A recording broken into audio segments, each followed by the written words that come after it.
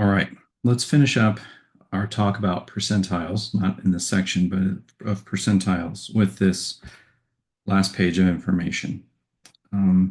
So we talked about ungrouped frequency distribution tables. This is grouped frequency distribution tables. So grouped frequency distribution tables have an X column composed of intervals, and that's what we mean by grouped, instead of single values, which are ungrouped. So here on the left, this is the table that you've seen previously with customer age.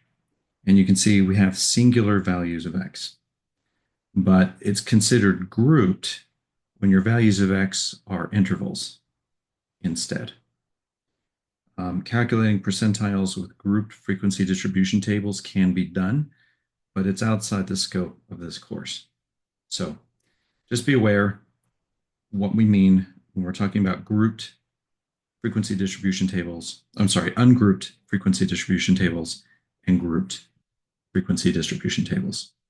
Okay, but this is a whole set of other formulas, and we're just not going to get into that.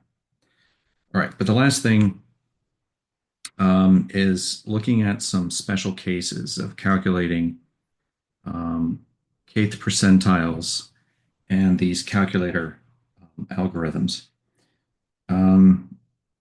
So first of all, this is the method that the textbook uses, and this is actually an averaging method. And the textbook, pretty much says that if the decimal part ends up being 0, then do this. And if the decimal part is not equal to 0, use this averaging formula. What I taught you to use was this R6 method, where this is your weighted average method.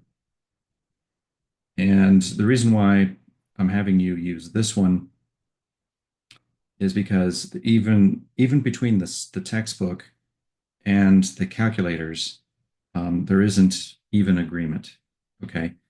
Because with the calculators, when the decimal part is exactly 0.5, it uses this averaging method. But, if it's less than 0.5, it uses the datum the datum equal to the integer part. And if the value of d is greater than 0.5, it uses the datum after the integer part. So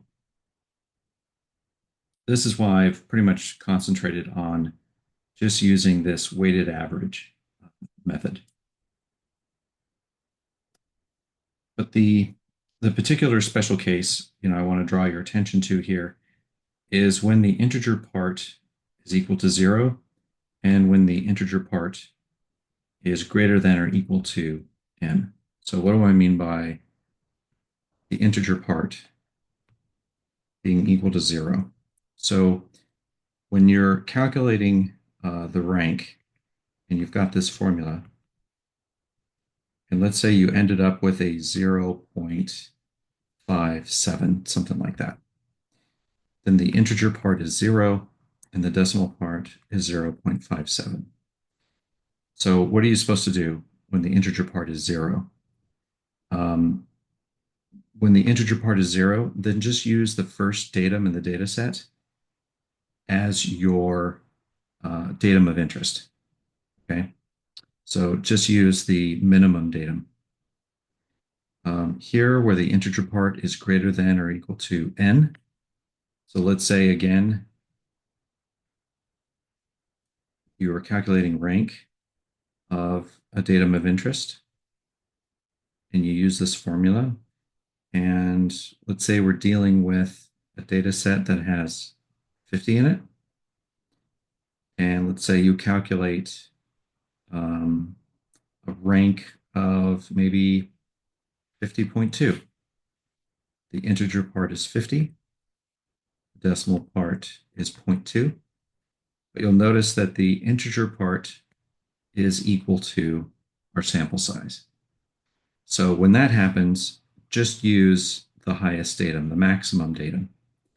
So if you were calculating like the 99th percentile and you ended up with this value for the rank of it, then just use the max datum in the data set. Okay. So this issue kind of came up with a class of mine this semester. So I wanted to make sure that I addressed that. Okay, that is it for percentiles.